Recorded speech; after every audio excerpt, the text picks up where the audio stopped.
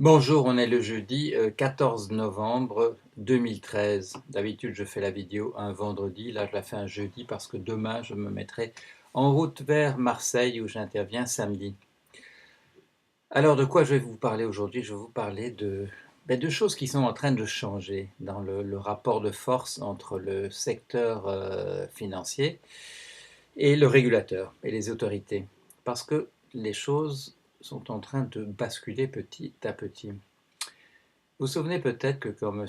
Al Capone, non vous en souvenez pas, moi non plus, mais vous avez peut-être vu ça dans les films ou lu de ça dans des livres, on n'a jamais pu le coincer pour gangstérisme. Alors qu'ont fait les autorités américaines, eh bien elles l'ont coincé finalement pour fraude fiscale. J'ai fait allusion à ça, si j'ai bon souvenir, tout au début de la crise des subprimes. J'ai dit, il faudra peut-être qu'on passe par quelque chose de cet ordre-là. On ne pourra peut-être pas prendre cette industrie frontalement.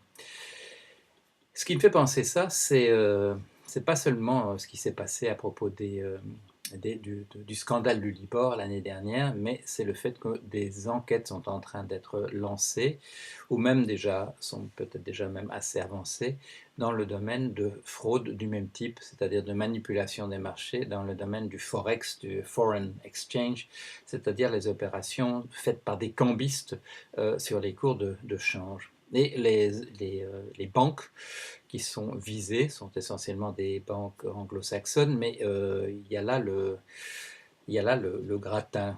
Euh, il y a une certaine fierté de ma part que moi j'ai travaillé indirectement pour Bank of America dans la mesure où Countrywide a été repris par Bank of America et j'ai travaillé pour Wells Fargo aux États-Unis qui sont des grandes banques. Elles ne sont pas dans la liste, mais sinon vous trouvez tout le monde, tout le reste. Vous trouvez JP Morgan, vous trouvez Goldman Sachs, Morgan Stanley, Citigroup, du côté britannique, il y a la Barclays, il y a Chartered, il y a Royal Bank of Scotland. Pour la Suisse, il y a Union des banques suisses, UBS. Enfin bon, il y a Deutsche Bank, donc je veux dire, tous les gros sont là. Et vous avez vu ce qui s'est passé jusqu'à très récemment, c'est que on passait par ces procédures qui consistaient pour ces banques à reconnaître, à reconnaître, je dirais, de manière tout à fait indirecte le fait qu'elles sont poursuivies en payant des amendes, mais de ne pas reconnaître officiellement des torts. Quel est l'impact de cette distinction entre accepter de payer une amende et reconnaître directement des torts? C'est que reconnaître directement des torts permet aux civils, c'est-à-dire à des particuliers ou à d'autres institutions, de les poursuivre pour les crimes qui sont mentionnés dans la liste qui conduit, les délits qui conduit au paiement de ces grosses amendes. Et là, vous savez, ces amendes, bon, je ne vais pas refaire la liste, ça va souvent dans les hundreds of millions, bon, c'est l'anglais qui me vient, dans les centaines de millions de dollars.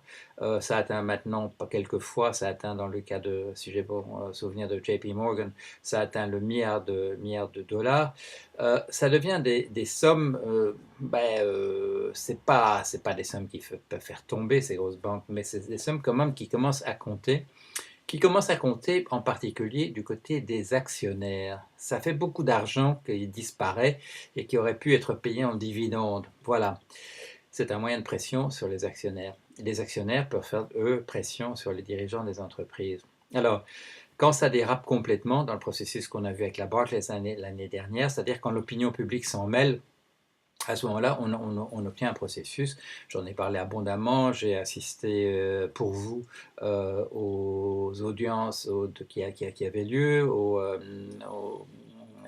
à ces séances où les dirigeants de ces banques se trouvaient devant des régulateurs. Et il y a eu cette banque en particulier, la Barclays, a été complètement décapitée parce que finalement, les autorités britanniques ont dû intervenir. Monsieur Mervyn King a poussé Monsieur Diamond vers la sortie. Il y a un certain nombre de choses qui se sont passées liées à un mélange comment dire, du régulateur reprenant un peu du poil de la bête parce que l'opinion publique est derrière. Et vous vous souvenez sans doute, quand M. Holder, ministre de la Justice américain, quand on lui a posé la question récemment de savoir pourquoi il y avait eu si peu d'inculpations, pourquoi est-ce que des grands dirigeants de banques n'avaient pas été inculpés dans le cas de la crise des subprimes et dans ses conséquences. Il avait dit le rapport de force nous est défavorable à nos ministères de la Justice. Bon, ça avait fait un petit peu scandale.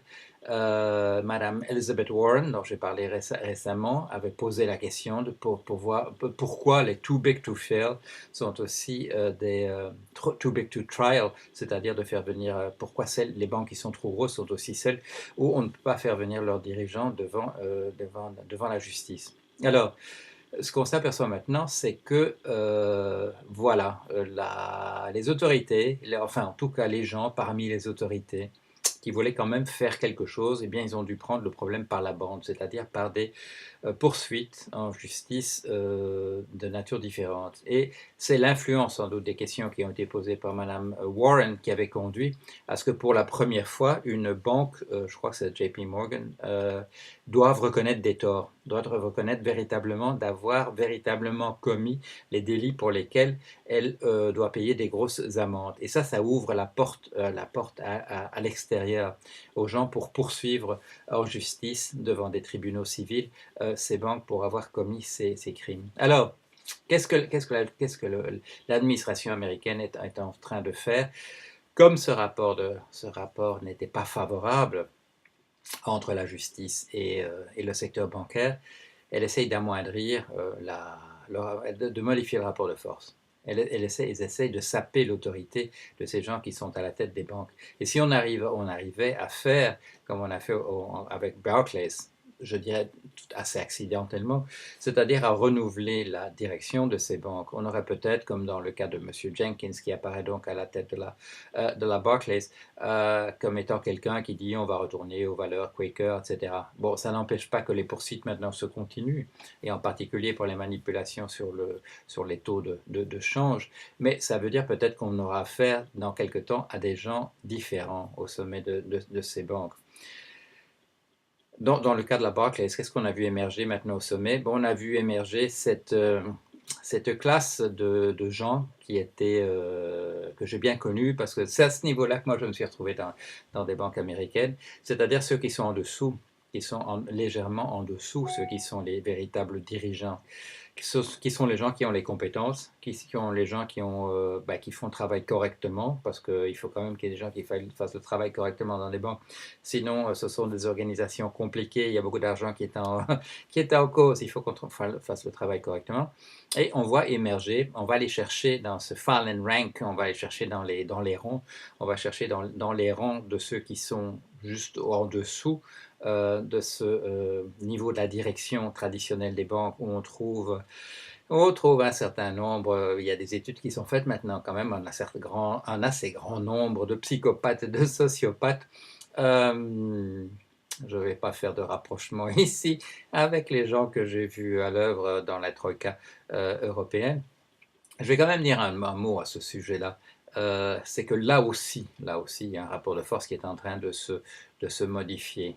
Monsieur Olli Rehn a suivi les autorités américaines en mettant en accusation l'Allemagne, ça date de ces jours récents, sur le fait que dans sa balance courante, c'est-à-dire la balance courante, c'est un élément de la balance des paiements, c'est essentiellement la balance des paiements sans les opérations de simple transfert de capitaux, sans les opérations qui sont proprement financières, c'est véritablement, je dirais, la balance du commerce, encore qu'on ne l'appelle pas comme ça, mais la balance courante, c'est ça, ce sont les véritables échanges de services et de produits entre un pays et les autres.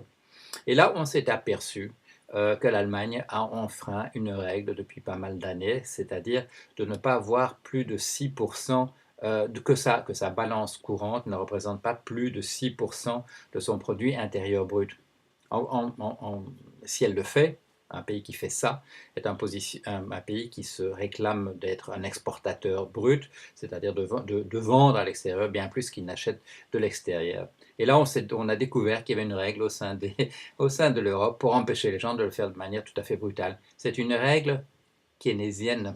Bon, c'est une règle keynésienne parce que vous le savez, ce que Keynes prônait, c'est un équilibre entre les pays, entre les zones, les zones économiques.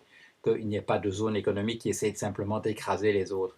Or là, on est en train de pincer l'Allemagne par le fait qu'elle est en train d'essayer véritablement d'écraser les autres. Alors, c'est une tension de plus au sein de cette troïka, puisque maintenant c'est une tension au sein de la Commission européenne entre l'Allemagne et les autres pays. Mais tout ça va dans la même direction. Il y a des tentatives, il y a des gens encore qui semblent avoir le sens de l'État et qui essaient de mettre au pas, par des tactiques détournées, parce que le rapport de force n'est pas favorable, quand même de mettre au pas ce milieu de la finance dont on s'aperçoit qu'il est quand même, il est quand même très, très, très corrompu. Si c'est vraiment quand j'en avais évoqué tout au début la question du scandale du Libor en 2008, au moment où ça faisait partie des choses qui apparaissaient sur mon écran de radar, j'en ai parlé longtemps avant 2012, j'en ai parlé en 2008. Mais ce que je n'avais pas envisagé, c'était que le système serait corrompu au point qu'on a pu constater. C'est-à-dire que ce n'était pas simplement des individus ici et là à l'intérieur de banques particulières ou pour répondre à des ordres qui venaient d'en haut dans le cas de la crise elle-même pour essayer de maquiller l'état de délabrement du système financier dans son ensemble. Non, il y avait apparemment des ententes entre un très très grand nombre de banques pour manipuler le marché.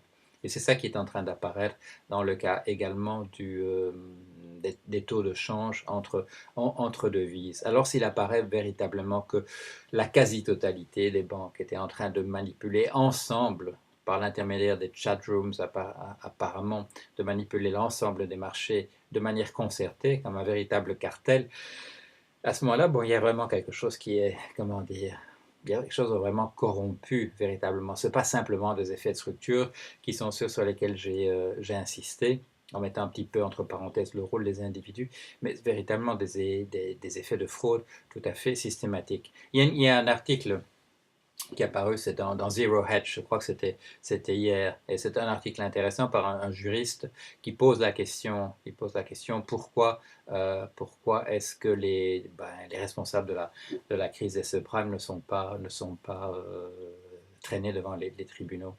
Et là, il se perd, à mon sens, un peu dans les voies de garage parce qu'il s'intéresse, il cherche il voit des rapports, on parle de fraude et ainsi de suite. Et il dit pourquoi est-ce qu'on n'a pas arrêté ces gens-là.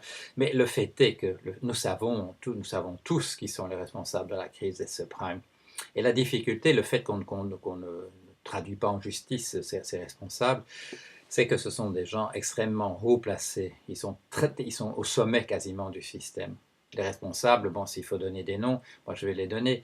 C'est M. Alan Greenspan qui a refusé d'intervenir quand on lui a dit quand on lui a expliqué à quel point la situation était détériorée. C'est M. Larry Summers qui a délibérément supprimé le Glass-Steagall Act. C'est M. Robert Rubin qui a participé à ce démantèlement et qui est devenu un des dirigeants de Citigroup immédiatement, qui était le groupe qui allait bénéficier véritablement immédiatement de ce changement de règles. C'est Mme Wendy Graham qui a refusé une réglementation du secteur de l'énergie, en particulier les produits dérivés aux États-Unis, et qui a été nommée aussitôt après à la tête, enfin pas à la tête, mais dans le board, le comité de direction de Enron, la principale compagnie qui allait bénéficier de cela.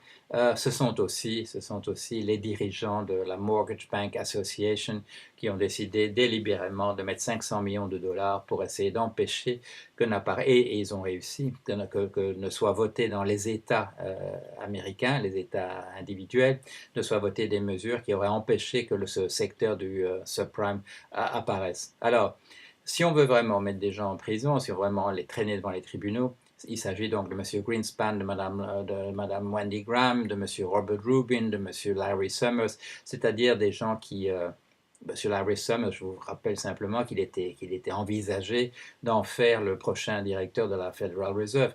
C'est-à-dire que s'il fallait véritablement dire qui sont les gens corrompus, ce sont les gens qui étaient véritablement au sommet. Ce qui est intéressant, c'est qu'ils ne sont pas. Et qu'en particulier, quand j'ai eu l'occasion de parler avec Stiglitz l'autre jour, il m'a quand même glissé un petit peu qu'il avait fait tout ce qu'il avait pu pour que Larry Summers, qu'il avait briefé les gens qui allaient s'opposer à la candidature de Larry Summers pour empêcher qu'il n'apparaisse. Donc ces gens sont maintenant un peu sur la touche, heureusement. Heureusement. Est-ce que ça signale que les choses sont en train de changer? Je l'espère, je l'espère. Il faut Merci. Je ne sais pas qui c'est qui a demandé que je vienne intervenir au Parlement européen. Vous avez peut-être vu, on voit Lamberts dans la petite vidéo qui est présentée. Julien a mentionné le jour même, en direct, la manière dont Lamberts était intervenu et ça en était pris, enfin ça a été pris très poliment, mais après son intervention, il était venu quand même dire deux mots aux représentants de la Troïka. Il faut continuer cet effort-là. Si l'occasion est donnée, il faut absolument maintenant continuer à pousser. Il y a un frémissement je dirais, dans le changement du rapport de force. Il faut pousser dans cette direction-là. Tout n'est pas perdu, tout n'est pas bloqué. Il y a une démoralisation parmi les gens qui sont les responsables de ce système ultralibéral dont Jean-François Guéraud, dans des livres qu'il a déjà écrits et dans ceux qu'il est en train encore d'écrire, insiste sur le fait qu'il y a une corruption, et cette corruption, il y a des habitudes de la mafia qui ont déteint sur la manière dont nos dirigeants dirigent nos pays. Alors ça, c'est une chose, il faut essayer de renverser ce courant le plus rapidement possible. On a voulu calquer la gestion des gouvernements, des États sur celui des entreprises.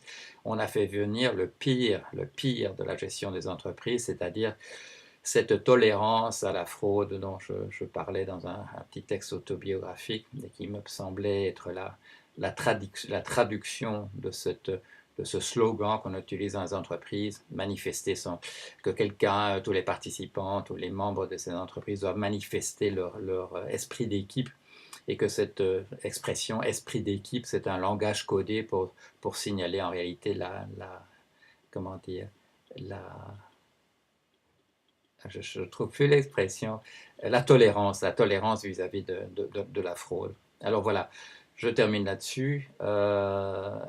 C'est un petit peu optimiste là ce que je suis en train de dire aujourd'hui, parce qu'on a le sentiment qui est maintenant que le vent est en train de tourner après 5 ans, 6 ans de ne pas obtenir grand-chose par un affrontement frontal avec la finance, parce qu'elle a trop de moyens, elle a trop d'argent pour empêcher par le lobbyisme que des décisions soient prises contre elle frontalement. Mais il y a des moyens de la prendre par la bande, et nous sommes tous mobilisés pour essayer de mener ce combat dans la bonne direction. Voilà, allez, à bientôt.